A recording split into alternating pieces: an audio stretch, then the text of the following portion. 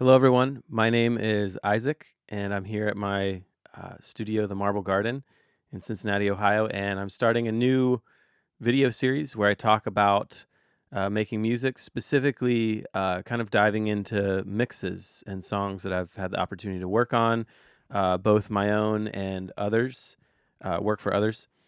And the purpose of these videos is not really to tell you how to do things or to present the right way to mix a song in any way. Uh, it's more to just have a dialogue about the creative process because it's something I think about a lot and I'm very passionate about. And so I would love to hear other people's thoughts or critiques or ideas. Um, and hopefully, yeah, maybe give some resources or a way to think differently about your own creative process and how you make music. Uh, yeah, so first up on the docket today, we have a song by a great band from Cincinnati called Saving Escape, and this song is called Good Traveler. Uh, they just put out a record last year in 2024 of the same name called Good Traveler, and it was an honor to work on this record. First things first, I I'm a Reaper head. I use Reaper, so this might look a little different than maybe some other DAWs, but I just am dyed in the wool kind of Reaper stan. So let's dive into the song and we can talk a little bit about what's going on and where things are.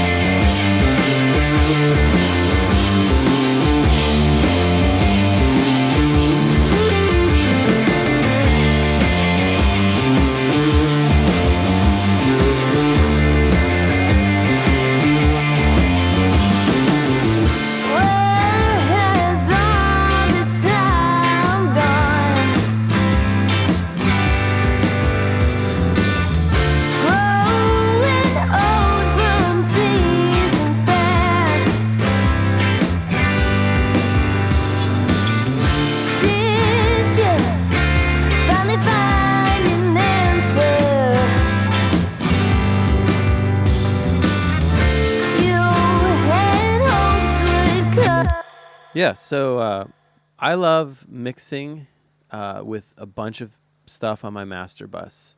I kind of had an epiphany a few years ago where a lot of the recordings that I really loved from someone like Lee Perry, they sounded crazy, but they worked in a really pleasant way. And I bought Goodhertz's Toop plugin. I really love. I bought this plugin when it came out in beta, and I love it so much. This is a Desert Island plugin for me. But this is Goodhertz Toop, and it's basically a tube and tape plugin. But it does kind of the saggy tape thing that I feel like a lot of tape plugins kind of lack, which is I want it to kind of start to degrade and sound shitty, and there's a thing in the low end that this plugin does really well to me. So I started putting that on my master buses, and they have all these really great presets. This one's named after the Zeppelin song Dazed and Confused.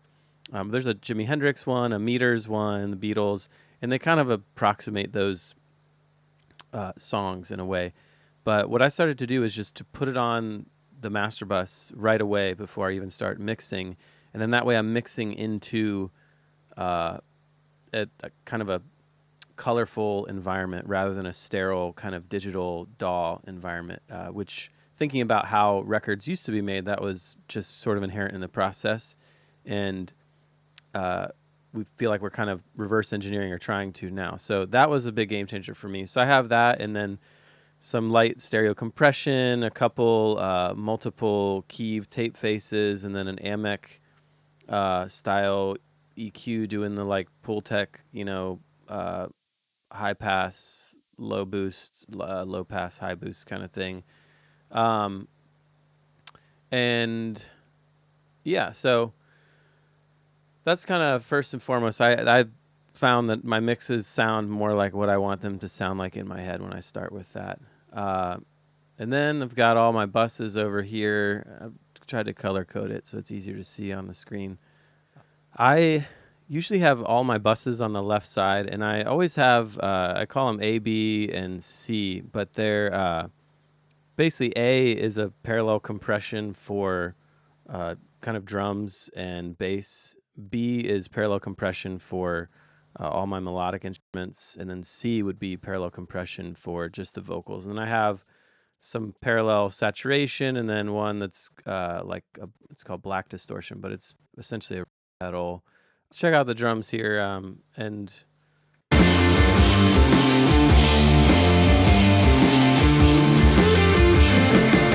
'em.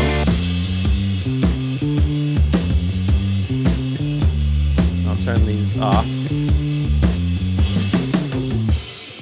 It's mostly in kind of the low mids that I notice it. So I just turned those off, and I'll turn them back on here.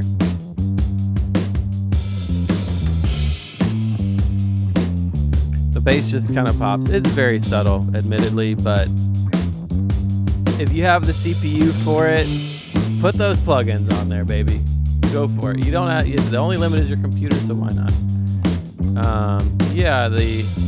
And then on a lot of the drums, I am running particularly the kick and the snare. I have them going into a parallel compressor, which is over here, and it's just a Devil Lock Classic. And then also some saturation with this loop trotter, saturate. And yeah, I'm trying to think I forget how I had the ribbon set up on this one. Oh, I think this was on top of the kick drum, kind of pointing toward the kick knee, maybe. Yeah. Mono overhead. Some room. So pretty simple, classic kind of sound. I was pretty happy with how the drum sounded.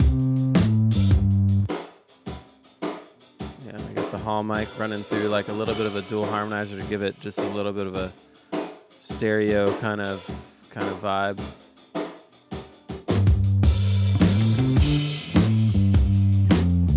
Then the bass player, Charlotte, I forget what type of bass head it was, but we ran through the bass head that she plays with live, and it just sounded very, very good. So that was pretty easy. But I'm also running that into a little bit of parallel compression, and got a little bit of EQ and a few other things going on there. So I'm like, I use Smooth Operator is also a Desert Island plugin for me. So I'm like kind of taming a little bit of the like mud around 100 there.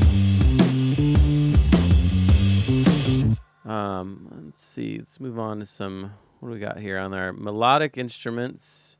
We've got our piano bus, which I had. I was using a large diaphragm condenser on our little console piano, and then a RE55, which is an old Omni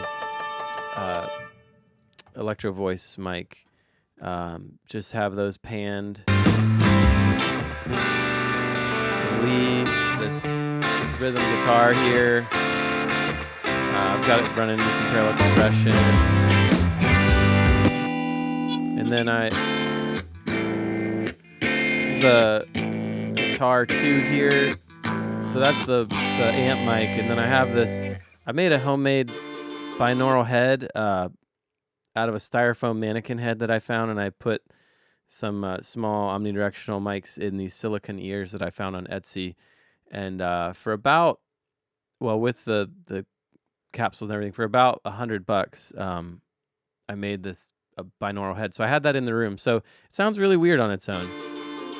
Not really great. And I kind of had to there's some resonance peaks. But so this is just the amp guitar. Then when you add in the head, I don't know. It sounds like it's an amp in a room, which is kind of how I'm used to hearing a guitar. Like no one listens to a guitar amp with their ear right on the speaker. Anyways, so I thought it sounded cool. And we did some acoustic 12-string on the verses here. So that's just like a close mic. I think that's probably my RE55, just pointed at like the 12th fret. But then there's the add the binaural head in there, and it's like, wow. I should also obviously point out that these are very subtle things that will probably be best heard on headphones or some type of louder playback system than laptop speakers. But so, anyways, yeah. Then we have a sped up 12 string here. So we recorded this slower, and we adjusted the tuning with the capo. So in Reaper, you can adjust the playback chromatically by semitones. So we shifted it down however many steps. And then the guitarist played the part chromatically shifted, like different chords. And then when we sped it back up, it's the same chords, but it has just a different tonality to it. We add it with the other guitar.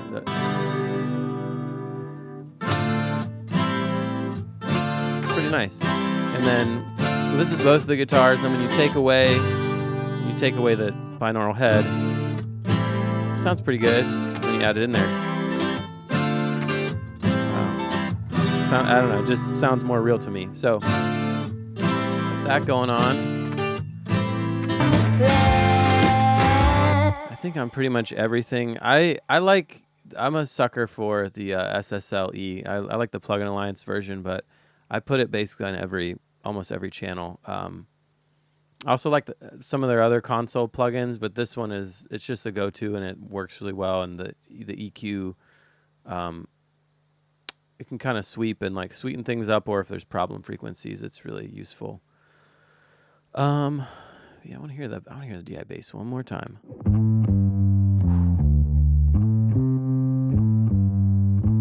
Got a little bit of sidechain from the kick, just so I can have the bass bumping, but not lose that articulation of the kick.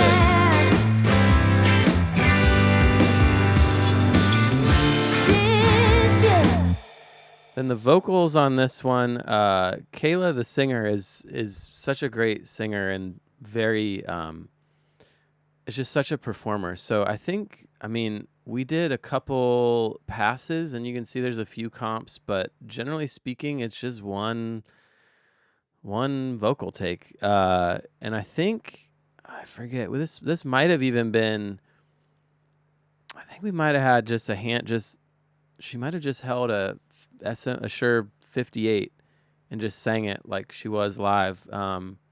But yeah, it's kind of one of those situations where you just, she just kind of leaves it on the stage, so to speak. So all you have to really do is just have the mics ready, and it makes my job pretty easy. But there's a little bit of like a distressor type compressor. Where has all the time gone? A little bit of an echo. Growing old from seasons past. And then like my favorite, the SSLE. Yeah, and then I'm running into a parallel compressor. The sort of usual suspect that I use for this is the BX Opto, because it's real slow. So I have it usually duck around 6 dB, and then I boost it by about the same with a little bit of high pass at 300. Growing old from seasons past. And then I did the same thing on the vocal bus on this one. I put the parallel and the vocal. I mean, there's really it's literally one vocal track on this song, because when you have a good singer, you kind of, you don't really need a ton of embellishment, or it's kind of fun sometimes to just let it be what it is. So I did the same thing, but I put this Lindell, which is kind of like an old Neve style bus. I put, 9 of these on here, and it did something really subtle. Where has all the time here, I'll turn them off so you can hear it. Fast forward a little. Have you become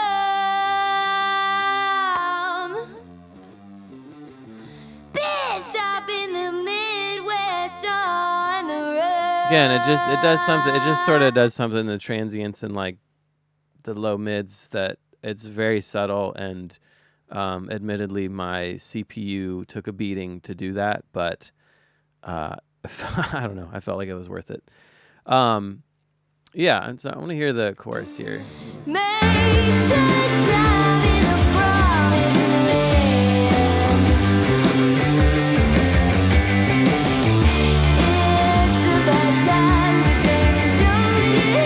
It's my favorite part of the song here, this little flute part coming up.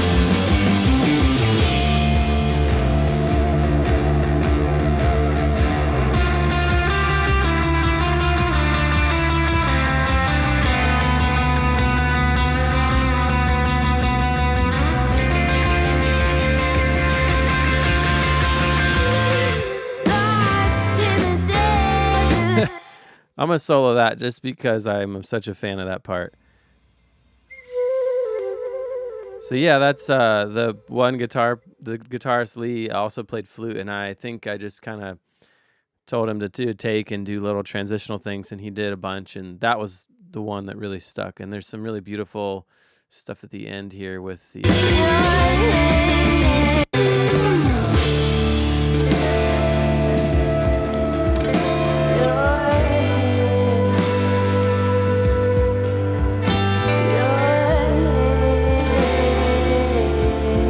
Comes back in and some spacey flute.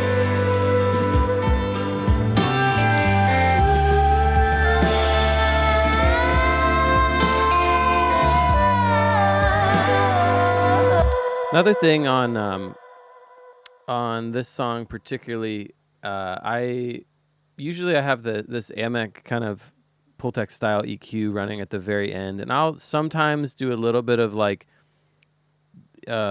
boosting or cutting around like 80 to 250 and then inversely around like 10K, in addition to sort of the usual Pultec style kind of like cut boost combo thing. But also what can be really helpful on this song, I automated, I took back the sort of low boost that's compensating for the high pass cut here. And I sort of take it away on the verses. That way it has somewhere to go on the choruses. So I'll play a little bit, and you'll, I think, be able to see the automation here and kind of what it does. This is sort of this is the intro. Watch this here.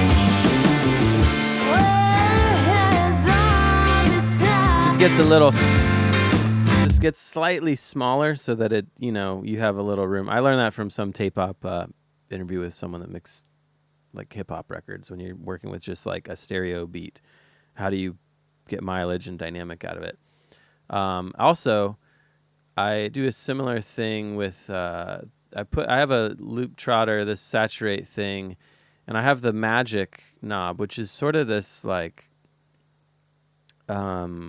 mid-range kind of thing that it does. It's hard to describe. When you turn the gain comp on, it doesn't it compensates for the output, so it keeps it at a consistent level, which is kind of nice. So on this song, on the quiet parts, I have it down all the way. And you'll see it kind of jump up here in a second. So it's this knob, and then you'll see the automation.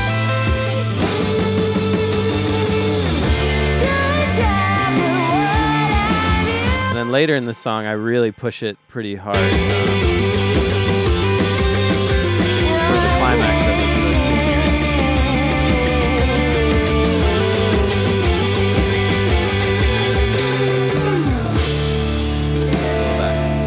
So that's a really, really subtle thing, but that with the low end kind of automation on, and this is on the master bus here. It gives it, but all those different little things give it like 3% more dynamic feeling or like emotional kind of like energy to those parts. So they're really subtle, but then they kind of add up over time or across the track. Yeah, and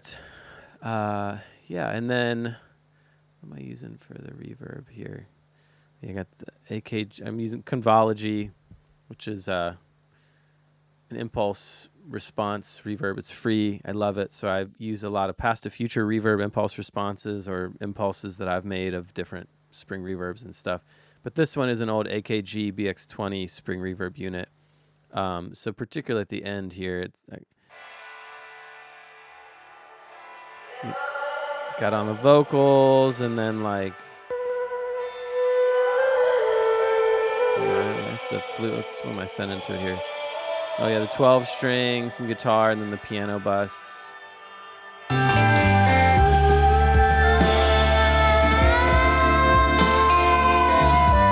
Yeah, Convology, great plugin, highly recommend it. And then what am I? This is that rat pedal sort of black bus. That's what I call it. They call it black distortion because I guess they obviously can't call it a rat distortion because lawyers, but. It gives it just, I sometimes do a parallel, I'll throw the vocals to it, and again, it gives it this sort of like a little bit of body in the mids, but also this aggression. You can kind of mess with the filter knob on it here. So like, if you want to give it, more teeth, but also sometimes I'll throw like a snare into it too. I did something more subtle on this song, but just to kind of demonstrate here. So yeah, I just sent the snare into that. It just gives it this like extra. So that's with it, and then mute it. Still sounds good, but it just gives it that extra like thing. And even sometimes it's too crazy on the kick. But sometimes, missed opportunity there. Kind of sounds good. I don't know what I was thinking, not putting it in there, but anyways. All right, so that concludes this first video. Thank you everyone for joining me or for watching this. Please check out Saving Escape and their music. They are wonderful, and I would love feedback, or let me know what you think, or critique, or ideas or questions you might have. Feel free to send me an email. But yeah, until next time, do your best with what you have here and now. And yeah, thanks. Bye.